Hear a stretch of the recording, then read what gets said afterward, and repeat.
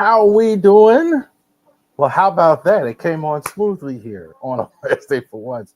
Thank you very much for joining us here for the Watching the Rivalry Sports podcast. Like and subscribe to all of our social media content. So we appreciate you. It's Wednesday. So we're here in the middle. I think the last week here, the best month in sports, I think, is October.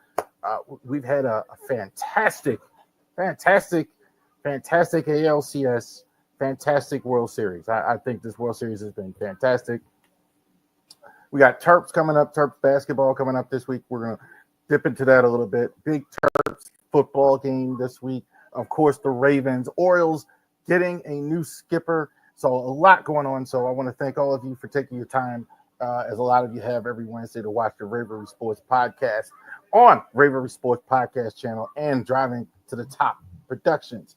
RavenrySports.company.site, the flagship. If you are looking for Ravens and Orioles jerseys, absolutely go on that website. You could go ahead and get them there. Along with, you'll also see our links from Fanatics on all of our social media platforms. You will see them there as well. So definitely check that out there as well. Also to see Charles Harris. We are Legal Shield. Legal Shield, the best way to reach me is to go on our Facebook page, Harris Legal Shield. Go ahead and punch that in Facebook. You can reach me there. Definitely, you could go on a LinkedIn page and all that. If you are interested in going ahead and getting legal services with Legal Shield, it's a great resource for you. Great way to save money right now.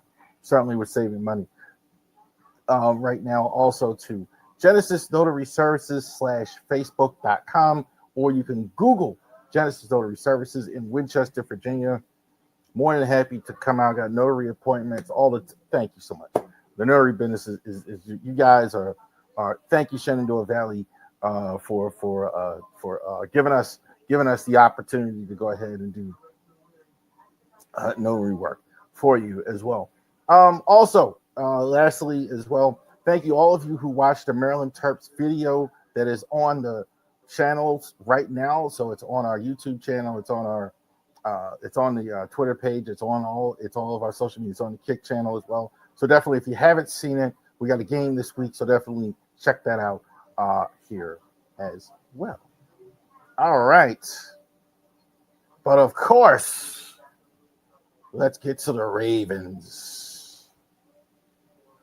So I said Sunday was a must win, and they had to have it. Little drama surrounding Lamar playing, but somebody told me in the comments, well, it was a win. You got that right.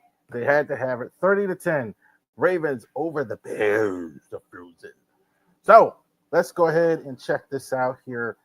Caleb Williams, way too much concern, I think, media has and people on Caleb.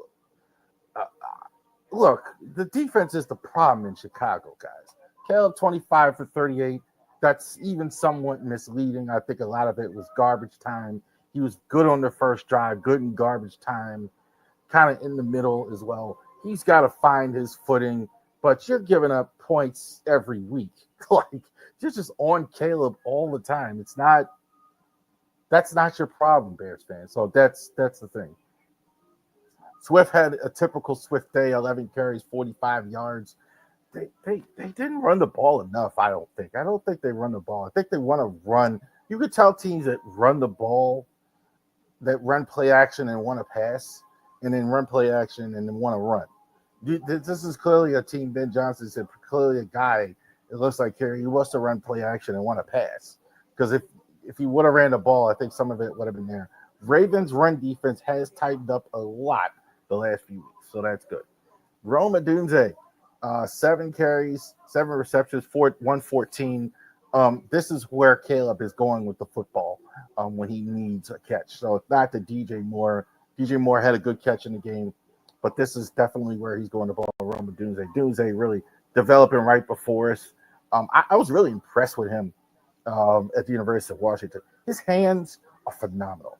He catches the ball. Some guys can catch it with their hands. Really, I mean, it seems silly with a wide receiver, but like at any position, it doesn't matter where the ball is, whatever like this. He can catch it. Great hands on him as well. Bears defense, I didn't think was good at all in this game. They didn't really get a lot of pressure in this one. Ravens were quick throwing the ball a lot, but not a lot of Sweat. Montez Sweat, 1 sack in this game. I thought the overall effort wasn't good. They were missing some guys. I mean, a lot of their secondary didn't play, so that's an issue, of course. Oh yes, the quarterback. For those of you guys that like Tyler Huntley, here you go. 17 for 22, 186, 1 TD. Late replacement for Lamar Jackson. Definitely, he's taking the number 2 job away from Cooper Rush here as well. I got to talk about Lamar though in terms of the posting of the injury. I do believe, I don't know, but I kind of think they did this intentionally with the on the field. I do think this is intentionally with the posting. So just to clarify it, Lamar Jackson was listed on the injury report on Friday as a full participant, but he didn't run a full practice because he's a starter and he ran the scout team. So you can't list him as a full participant if he ran scout team as well. He's got to make regular reps with the first team. You're going to report him as that. So they listed him as a full participant when he was practiced. So Saturday, the league came down on him. They did change it to limited and questionable, and he wound up not playing. He said Tyler Huntley would actually play. This came out on Saturday. Here's the thing, and somebody, for those who said this is a big deal, it is because the Bears didn't have any time to prepare for Tyler Huntley. They didn't know who the quarterback was until like late Saturday. Late Saturday isn't kickoff, but the practices and everything was over.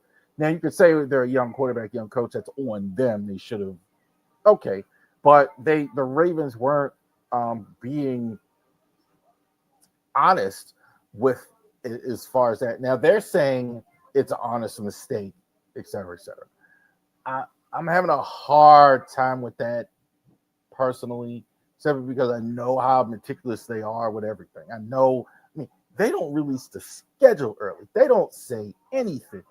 So the fact that they just kind of forgot that, I don't know about that. We don't know. I mean, he said it was an honest mistake. It could have been. I don't know. I mean, it is a possibility of that, and I don't have facts to back that up. That's just my opinion, just watching the team and following the team. But I just think like that. Now, back to the game, Huntley was good in this game. I think they did. This is what Huntley looks like. Huntley, backup quarterbacks are good when you don't have a chance to prepare for them, right? They throw short, quick passes, got the ball out quick, ran the ball, played to its strengths. Good stuff by Huntley. I think this was exactly the scenario you want. 186, 1 TD, ran the ball well. Derrick Henry, not as many yards as he was getting last year, but this is a decent day. 21 for 71, 2 TDs, using him in the red zone. Did see a little bit of Keaton Mitchell in this game. I maybe believing that the coaching staff was saving his legs a bit. Not saying they should have, but maybe that's the thought. That could be possible that they could have been, okay, he's a small guy, maybe we'll just like use him more in the second half if possible as well. Derrick Henry is Derrick Henry. Derrick Henry is fine. He hasn't fumbled in the last few weeks. 71 carries as well. Pretty impressive considering they haven't had Lamar Jackson in there, and he was going to be the focal point, stopping him as well. Zay Flowers, another 67 7 carries, 67 receptions, 63 yards. Clearly, he's the number one receiver. It's no longer Mark Andrews. Isaiah Likely's been quiet. We haven't really had a whole lot of Isaiah Likely catches and things like that. Look for that on Thursday, maybe, him more involved. But Flowers has been solid all year long, obviously. That was the best Roquan Smith looked all season. That's what we need.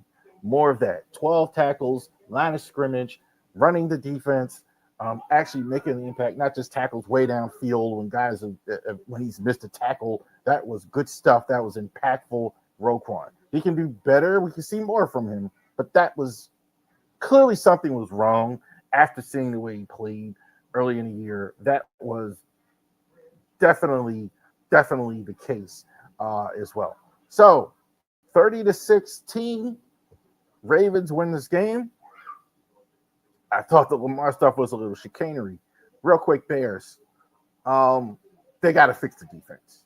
You can complain about Caleb Williams all you want. You gave up 30 points to backup quarterback. You've been giving up 30-plus points every week to starters. That's the problem. Stop with the Caleb stuff. Stop worrying about your quarterback. I mean, he's still. You're somewhat right, and he needs to develop matter of fact, but it's not the problem. It's not the problem. You got to stop. Sometimes people forget defense needs to be good to actually win games. All right. So we got a game tomorrow, affectionately in South Florida, called The Rock. So the 2-6 Miami Dolphins against the Ravens. Still a must-win for the Ravens. So 2-5, glad to get the last game. They must win, I think, the next 3 to even be in the dance as far as playoffs and all that as well. Even with all the issues of the AFC North teams, Pittsburgh, Cincinnati, etc., they gotta win these games they're supposed to win, and they need to win here as well.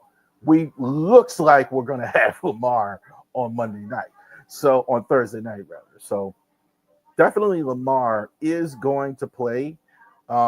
Full practice this week. Now, this week is kind of weird. They say it's a full practice, but they really don't practice.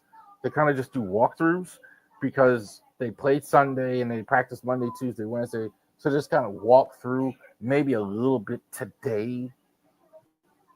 They did some more stuff, but it's a Thursday game, so they really don't practice much this week. So he seems to be good to go. He said he was good to go as much. So you are going to have Lamar in this one. Derrick Henry's having a decent season here.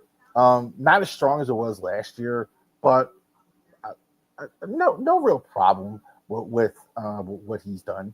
He's been really good. I think he's a bit underutilized at times. He did have some fumbles and cleaning up. I do believe he got in the coach's doghouse a bit, even a Derrick Henry, because he was fumbling. I do think that's his thing as well. Zay Flowers, 486 yards, almost at the 500-yard mark as well. On his way, it looks like, to another 1,000-yard season. Could go to another Pro Bowl. He's clearly the guy they look to. So definitely he's going to be as happy as anybody else with Lamar Jackson back under center here as well. Roquan Smith. That looked more like Roquan, what we've been seeing as well.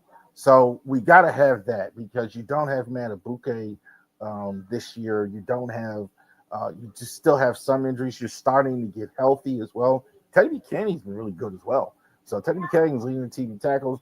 But if you get Roquan back to being Roquan as well, that would be good. Also, Kyle Hamilton with Gilman there in the back, using him more at the line of scrimmage, more of a Swiss Army knife.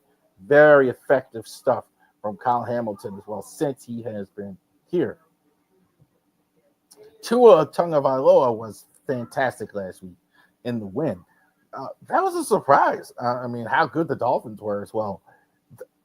The Dolphins on offense, they have it. So this is kind of where I separate them from the Saints and the Jets, and when people put them in that category. Tua and Waddle and those guys, they can put some points together when they want to, when they actually get it together. They make a lot of mistakes. They make mistakes. He's got 10 interceptions. That's too many interceptions for 8 games, despite the 15 touchdowns. But he is, when they want to as well, they're going to have to blitz him and force the ball out of his hand as well, because he likes to throw the ball quick as well. We will see how they do as well. Devon Achane is a good running back. I've always liked Achane as well. Good chain mover, good speed. He's a good mixture of speed and power. So I wouldn't call him a power back and a speed back, but he's not neither, but he's not either, for lack of a better term. He kind of can do both. He can kind of get you those power runs inside if you need them, and he can break away on the outside if you need that too. So he's been solid. 107 carries, 539. I think he's also too underutilized. I think you should, especially without Tyreek Hill here anymore. They definitely could use more of him. Jalen Waddle's clearly now your number one wide receiver. Tremendous speed as well. This is the guy, obviously. So he doesn't have two guys he can go to with the deep pass, but Jalen Waddle is been clearly the number one receiver, over 500 yards, 4 TDs. Good stuff from him. Here's a guy who could be available at the deadline again, Bradley Chubb. So you talk about guys the Ravens might be interested in. Chubb, 4 sacks, big contract, so that could be a thing. How available would he be at the deadline? But it's true. Just before I came on, I talked about possibly before the November 4th deadline, bringing in a Kevin Zeitler. Makes a lot of sense, right? He was former Raven. Plug him right in. That would be enormously better than what we have right now. Then Calais Campbell's another guy I mentioned as well. That's obvious, right? That might cost a little more. Arizona's not completely out of it like Tennessee, but we'll see. Bradley Chubb might be a guy that the Dolphins might be willing to part with that fill that pass rush need. So trade deadline is coming up. We'll see what happens there. Chubb, this is basically feel good if Ronnie Stanley has a good game here. It's going to be emphasis on Ronnie Stanley to play well. We already talked about where's Isaiah Likely. He hasn't really done a lot this year. Had a lot of injuries as well. We're not seeing a lot of that short stuff there. Lamar is back in the lineup, so we will see. Hasn't really been on the injury report. Very fascinating. Isaiah Likely hasn't really played a lot, I don't think. Also to the case on defense. X factor, I think, is Travis Jones. I think you got to stop Achane. You got to stop the run game as well. So I think it's about time for a Travis Jones breakout. Gone. Like Matabuke is gone. It's about time for him to go ahead and break out. I do want to say, too, on defense, where is Jair Alexander? Not on the injury report, not playing. He was a healthy scratch last week. He was on the bench. So like this, we're in now week 9. So interesting there set of circumstances for a guy. So interesting to see if he gets more playing time, but he hasn't played much. So there you go. I think the Ravens do win this game. We will definitely be on after the game. Shameless plug. On after the game Thursday night. Amazon Prime is where it's at. Just like this. So we're gonna have the legendary Al Michaels and Kirk Herbstreit on the call on Amazon Prime as well. So do feel good about this. Dolphins have a lot of issues. I think defensively they're not very good. Offense, I think you got to be careful with their offense because it can spurt. It's got that spurt ability. At times they can really get some. They can kind of score in bunches with some of those deep passes to Waddle and all that, etc. HN, that explosive speed. But we'll see. Ready for it. Ravens tomorrow in Miami. Definitely will be on right after that. All right.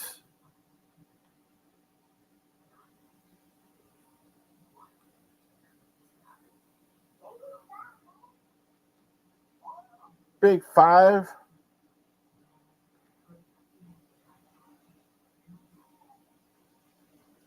There it is.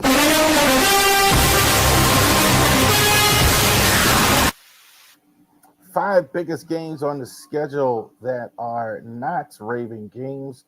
So let's go ahead and chop that up here as well.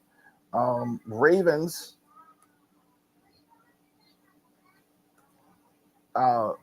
These are the games on the schedule that are the strongest games that are not from Baltimore Ravens games. Obviously, a lot of us here are Raven fans, so we're definitely going to go over that every week. But we go over the games, the biggest games, the games most important to the league, the schedule, etc.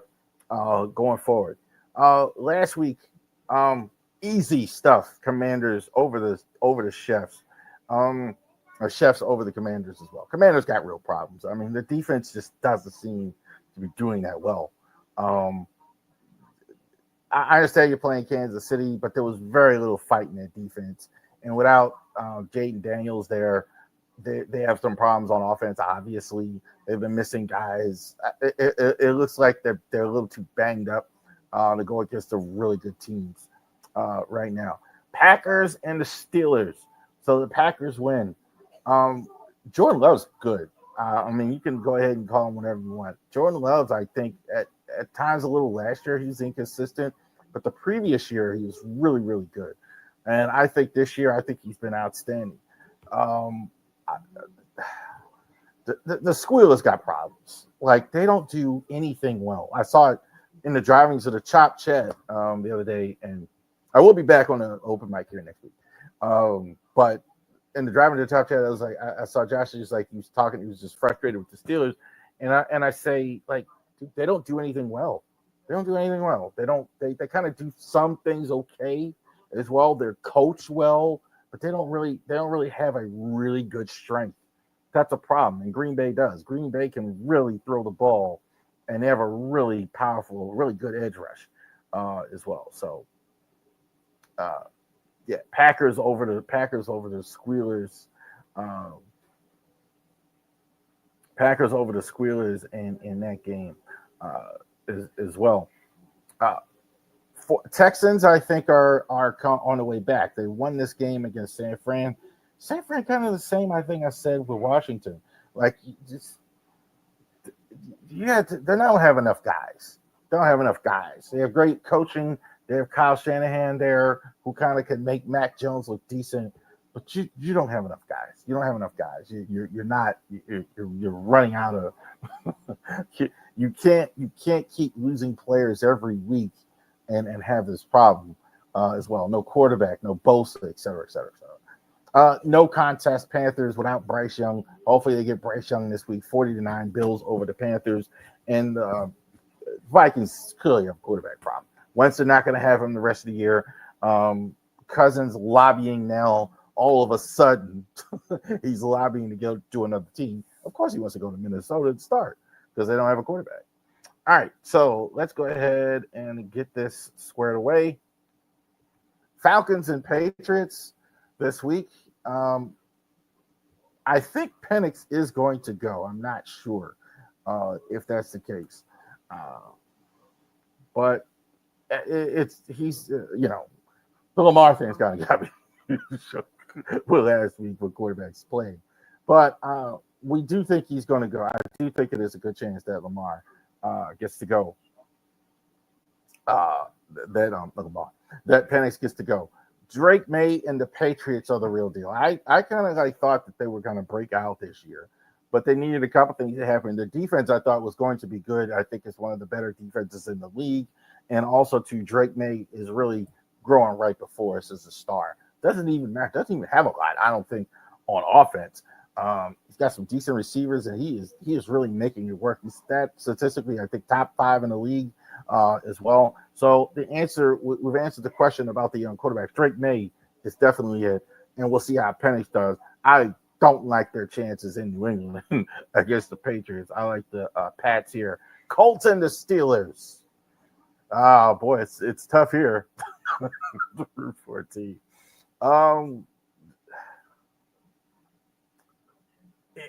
It's getting hard for me not to think the Colts are really good every week after week after week. I think they have been somewhat aided by the schedule. They really haven't had a lot of tough games.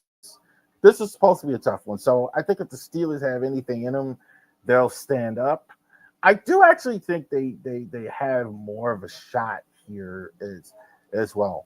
But I got to go with the Colts. I mean, the Colts have really looked good all season. Tyler Warren is really good. Tyler Warren, you could argue, he's a top 10 tight end already. Jonathan Taylor's been really good.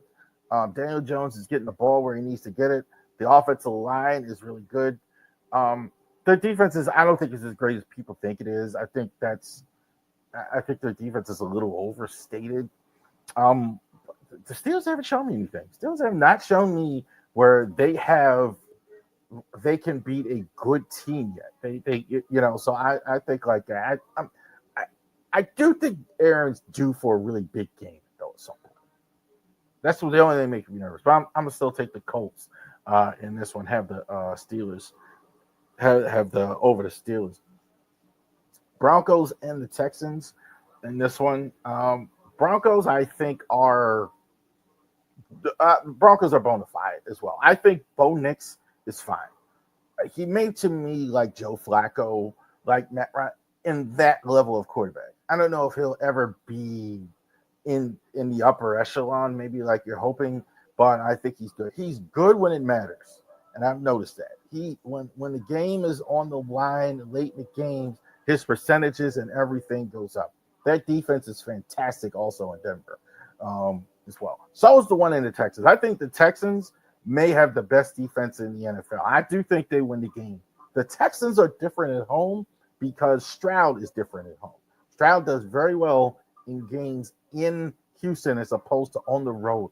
For whatever reason, he was wildly different. So that's why I like the Texans to score. Again, they've been on a roll here the last few weeks. So they, again, another team like the Ravens, they need to get it going despite the issues in their division. So I do like them there as well. Panthers and the Packers. So Panthers have a good record. They're probably a bit of a fraud in terms of that. They didn't have because they haven't really looked really impressive despite their record. So I think that's an actual thing as well. I don't think they go in the Lambeau and win. This will be more competitive. They will have Bryce Young back, it looks like, instead of Andy Dalton, which really killed them. Packers are on a roll right now. I like the Packers against anybody in the league. Packers offense is clicking on all cylinders. The defense is really, really good. I don't see a flaw at all in Green Bay as well. So I like the Packers a lot. Packers actually over the Panthers.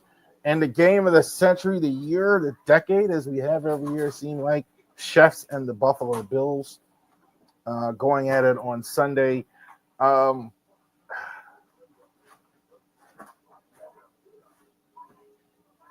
This is where we find out if the Chiefs still have it, if they actually go into Buffalo and win, if they are still the team to beat in the AFC. If they go win this game in Buffalo against the Bills and they go in and handle it, then we can start worrying about the rest of the I'm still not totally convinced, but I will be convinced that they go into Buffalo and win. That said, I'm taking Buffalo because Josh Allen really plays well against Kansas City. I think he's the one guy who always plays well against that good Kansas City defense. Kansas City defense, by the way, is coming around. A little bit of a slow start. I think that contributed to their problem, but they're actually been playing better. But I think Allen scored 40 points last week. I think he scores here. Bills over the Chiefs. There you go. Big five. 5 biggest games on the schedule.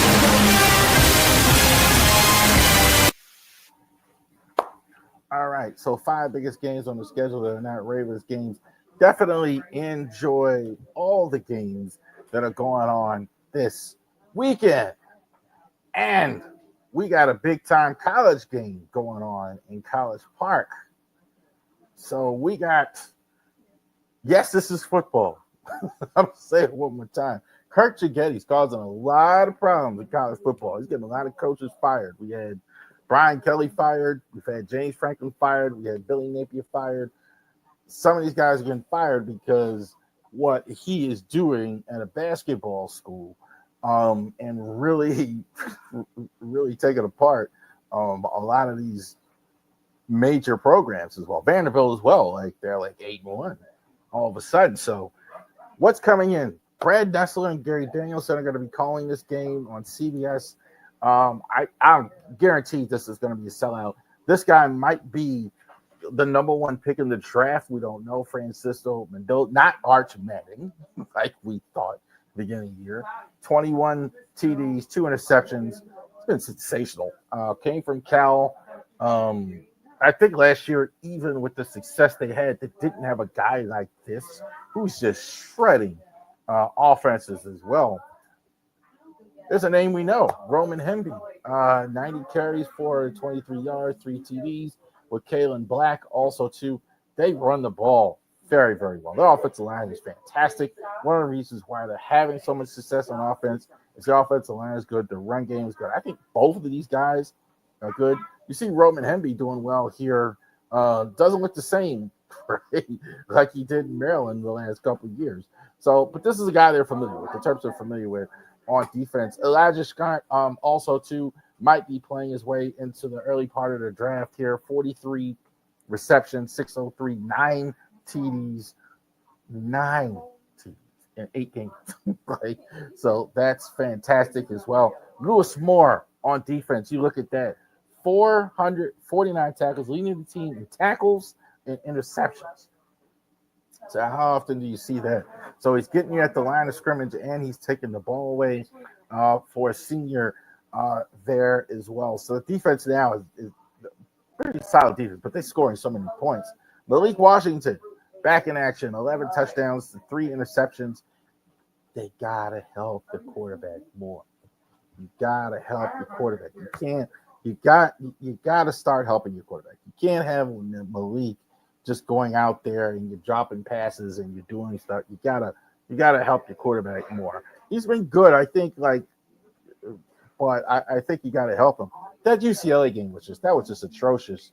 That they couldn't help him because all they were doing was just doing this deep zone, putting 5 and 6 guys back. No, you can't run the football as well. Gotta start running the ball, Mike Loxley. Gotta start getting DeJuan Williams going. Gotta go ahead and get Nolan Ray going. You're not playing them. They're not effective enough in the run game. So definitely you gotta take some pressure off your quarterback. Shalik Knox, 26 carries, 40. This is your number one receiver. This is where the quarterback, I always define a number one receiver to, is where does the quarterback go when all else fails? When all else fails, he's looking for Shalik Knox. That's where he's going. 421 yards, 5 TDs as well. There's a lot of good defensive players you could talk about, but Jalen Husky, I think the Terps, the last time they played, they were the leading team in the entire college football in interceptions. 3 of them were Jalen Husky as well. Definitely David Wingate, Daniel Wingate, and a lot of these guys on defense, Trey Riddick or whatever. Defense, I think, has really been solid for them. They're going to have to be really good against, I think, the second-ranked team. You could easily call them number one. I think, but not for Ohio State. This would be the number one team in all country. So definitely check it out. Hopefully we can shock the world because that's what it would take. I think this would save Mike Lashley's job too. I really do. I think if he can find a way to beat Indiana in this game, I think he stays. I think that this would really go a long way. Kind of like the USC win last year. This would really go a long way to going ahead and doing that. So Saturday at 3:30. So Thursday you get to watch the Ravens game, and then Saturday afternoon you get to watch the Terps for 3:30 on Paramount Plus, as I do now. I still old school call it CBS. So definitely check that out as well. I'm definitely going to be watching to see how that goes as well. Rooting for the Terps against a basketball school. And I think the Poly record is right. I gotta check that. I think that's right. They didn't have chocolate. Be happy with what you got. I think it's 4-3. I don't know why they haven't played 10 games yet either. I don't know why that is. But high school football, the biggest rivalry for the 136th time in Baltimore high school football history, the Poly Engineers, that other school over there in West Baltimore, and my beloved Baltimore City College Black Knights, on my personal 30th anniversary of graduating. That tells you how old I am, right? Of graduating from the high school as well. I think it's going to be, I think, a great, I always say this, unless it's X and O's fashion. Obviously, I'm extremely biased to high school, but I think this is probably some of the greatest names we've ever seen. We've had future mayors of the city playing this game. We've had future NFL players playing this game. You've had, and this, in fact, is the oldest rivalry in all of sports. 136 times we've had the Black Knights and the Engineers. Now we're on a roll, and let's stay on a roll. Although the record isn't as good this year for the Black Knights, but I always say this: go down to Morgan State, and if you're definitely in the Baltimore area, I know like you guys, like me, the old heads, want to just go to the parties and the drinking and all that other stuff, and yell at the other school. That's fine, but go to the stadium and actually go and support these young men in this endeavor of high school football. High school sports and sports in general give them so much structure, discipline, leadership, teamwork. That's what sports, and when I think about these high school sports as well, obviously we're going to beat Poly, right? And also we want to go ahead and support the efforts of these young men as they go out to a very difficult world. So this is a good moment for them and all the schools and all the alumni of the two schools as well. So Saturday, 12 o'clock on the Morgan campus. We're going to chop it up after the game last week, the box score, who did what, etc. as well. Hopefully I can get it on stream this year. Hey, I was so mad. Like the game, I paid for the stream of the game, and it showed the field in Poly, but the game wasn't at Poly. The game was at Morgan, and all we got was some old stupid practice field hockey game. I'm like, you guys got to be kidding, right? So hopefully we can get the stream right, because HFS, National High School Sports stream, so they stream a lot of stuff here as well. Definitely check that out. Go Knights. Outstanding World Series is going on. Outstanding World Series is going on right now. MLB World Series is going on. We're going to talk about the Orioles manager in a second here, but Dodgers and the Blue Jays 2-2. I'm going to check the score right now.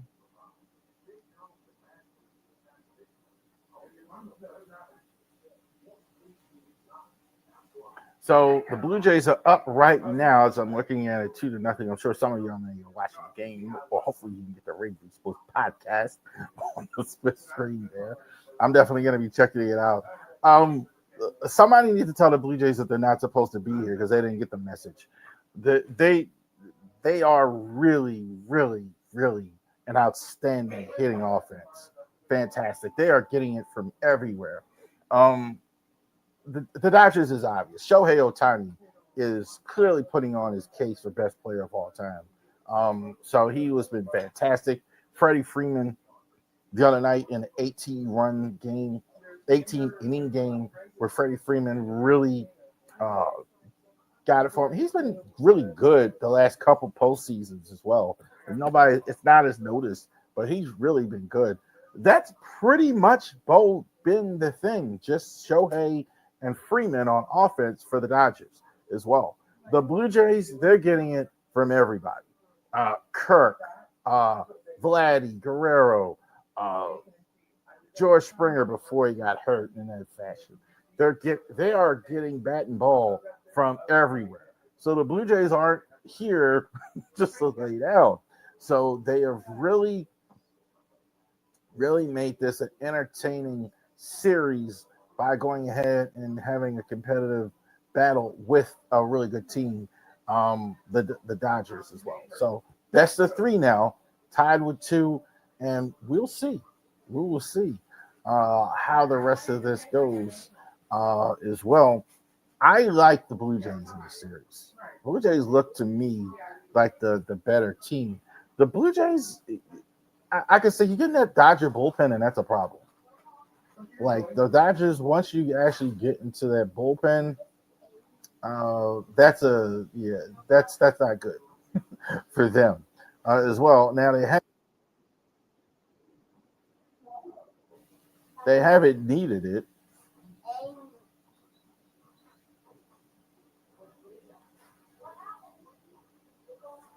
There we go. So they haven't needed it.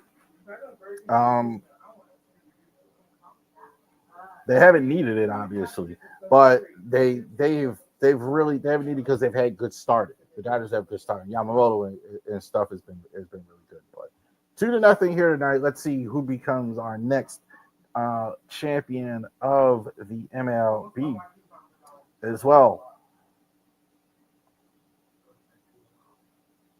And we got obvious news. We're going to go over the team needs, what the Orioles need. So the Orioles have a new manager as well. Hopefully, like the last few managers have been killing me. Tony Manzolino, it took me a while to stay there. And I have to learn Craig Albanese. I think that's how you say it. He was a coach for years in Cleveland. So in the Cleveland system as well. And so now he is going to head and taking the head job. Mike Elias has hired him as now the next manager of the Baltimore Orioles. So he has been busy bringing in Brandon Hyde at the end of last year was fired as well. Tony Manzolino go ahead and took him. This was a name that was out there. This wasn't an obvious name. And also with this hire, I'm noticing the trend. For a while there, baseball was hiring a lot of vet managers, a lot of graybeards, as it were, the guys who had been around for a while. Now what I see is they're hiring some young guys. So now you see Skip Schumacher going to Texas, 45 years old. You see the Orioles hiring a guy that's 42. The guys hiring a guy who was a college manager. That's unprecedented. Usually you don't see a guy who coached at the University of Tennessee. So you're seeing this now. You're seeing like a young manager here. He's going to bring in his own staff. You've seen that. A lot of people were thinking like, okay, he's going to, no. He's bringing in his own staff. It looks like a lot of these guys are already looking for it. There's a lot of them looking for the job anyway, I'm sure. But you might see some stay. But it looks like he's going to be given the autonomy so far to bring in who he wants to go ahead and do that. And I'm sure fixing some of these team needs we're going to be talking about on the team is going to be a high priority for him as well. This is now Michael Elias's stamp on it here. This is your shot. He's going to be it's always different when you bring in now when a general manager, baseball or president of baseball operations brings in the manager. So now this is your guy. This is, no more excuse. Okay, you can't say, well, this is no. Both of y'all are going to go down with the ship this time around if it doesn't go well. So interesting to see Albanese in now as the Orioles manager. All right. One more segment here. So we went over some things with the Orioles free agency. We're going to go over that next week, like free agent targets. Who are the Orioles possibly looking at bringing in free agency? We went over the free agents that they have on their team, guys who might be leaving, guys who may need to resign. So now we're going to look at what the needs are. Okay, so what do the Orioles need to do to go ahead and do that in 2026? So we'll go ahead and check that out here as well. So before we tell you what they need, let's tell you what they don't need, right? So you always look at that first. Before you look out and say what you need to buy, you need to look at what your wallet is. So this is what's in the wallet right now. So you don't need catcher. You got Adley Rutschman on your team. You got an extension for Sam Basayo. You don't need to spend any money on catcher. So I doubt that seriously that the Orioles are out here looking for at least a starting catcher. I can't imagine that as well. Second base, Jackson Holliday is going to be here for years to come. He's going to be your leadoff man for sure at the beginning of next year. So I don't think there's anything there. Same at short, Gunnar Henderson. I think they like to see a little bit more from him than they saw this year. They'd like to see another, I would at least too, a 30 home run and 100 RBI. Gunnar Henderson on your team. They didn't really have that this year. So I think that's a thing as well. And I don't think third base should do anything either. You got Kobe Mayo on your team. I think he's probably going to play first. So you got Westberg I'd be very surprised if they went out. Bregman, I think in the free agency, I think anybody's going to look at Alex Bregman, but I doubt seriously they're looking at third base as well. Okay, so that's what you don't want. Now, what do you need if you're the Orioles? So, middle relief pitching, I think, is look, you gutted the whole bullpen with all these trades at the deadline. So, I think this is an obvious one. So, what's here? Yadier Cano, Keegan Aiken, Cade Stroud, Colin Shelby, Rico Garcia, Albert Suarez, Dietrich Enns. Heavily right handed. That's the first thing you notice as well. Cano just struggled last year. Wasn't, I mean, he was sent down even to AAA. I think had it not, it's possible, had it not been for so many trades, that kind of, I think, cemented his spot because by the time they got to the end of the season, he's one of the few guys that was still around. Keegan Aiken, I think, definitely, probably he is the one that would stay. He might have the most value in a move, but I think that's the one I think would stay. I think he's the guy you look at and say, all right, we know that. Cade Stroud was the biggest surprise. I think he's going to be given every opportunity as well, but certainly there's something they're going to be looking at. Colin Shelby, Rico Garcia, Albert Suarez, Dietrich Enns had some levels of success, but I don't think there's a lot of need there. I think they're definitely going to be going out on a free agent market and looking for guys. I think definitely some of the young guys in Norfolk disappoint these guys. So I don't think there's a solid spot for any of these guys, I think, in 2026, other than I think Keegan Aiken. I'd be surprised if anything happened there. Second string catcher. So we talked about the Adleys here and the Siles here. What happens for second string catcher? Gary Sanchez I'd be shocked if he stayed. Gary Sanchez actually isn't that one of it. He just has trouble staying healthy. I think that's the problem. Maverick Henry, a lot of you guys like Maverick Henry because he's tough defensively. It's tough as I don't know what. I was saying the injury he had. He wanted to stay in the game with a concussion as well. And I think Alex Jackson was a very pleasant surprise. I think like that was the guy who really, they kind of picked him up off the street because all the catchers kept getting hurt. And Jackson kind of stayed around because he kept playing well.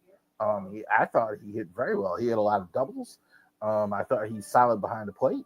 I don't have a problem with him bringing him, like, if he's going to be the second catcher.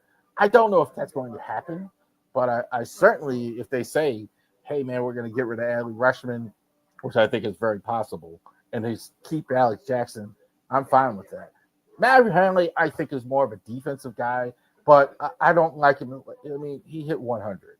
That just, I don't. I know some of y'all like Maverick, but I'm sorry. For me, you gotta hit at least 100. You can't be hitting 080 as well. But Jackson, I thought was very impressive as well.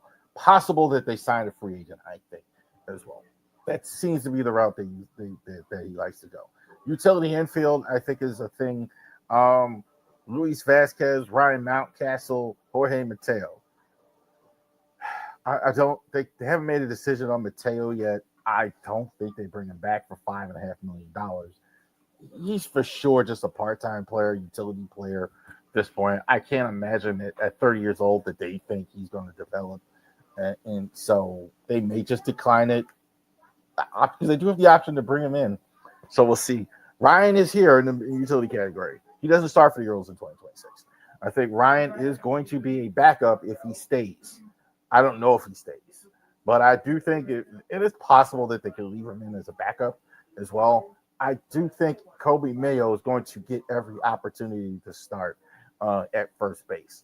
I think I don't see that as a thing where they keep. I think they're going to give Kobe Mayo a shot. Vasquez, I think, is a body. I think he's definitely going to be around in spring training. Give her every chance. I think it's definitely possible here that a vet's coming of some kind of Adam Frazier type signing or something like that, so they can get some insurance, some help in the infield as well. Now that Ramon Urias is gone, closer is definitely 911. Keegan Aiken finished this season as a closer.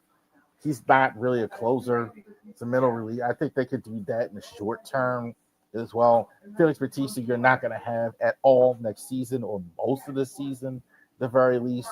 So you're definitely, I think, signing a closer in the free agency. I don't think there's any choice here. You tried to get Hoffman last year. They didn't like the medicals, whatever, and Hoffman's in the World Series for the Blue Jays. Crazy. But you didn't like Hoffman in December. They need a closer. They need a closer right now. If you want to have success next year, they got to go in this free agent market and look at these closers. We'll definitely talk about that next week. So I think that's 3. 2, center field, what happens? I'm really not sure. For some reason, people seem to not like Colton in center. I don't know why. I think he's pretty good in center. He's not as good as Cedric Mullins was. I think that's obvious. He's just not good. He's just not as good as Cedric Mullins. But I think he's pretty good. I got no problem with him playing center. I don't think they're going to leave him center. I'd be surprised.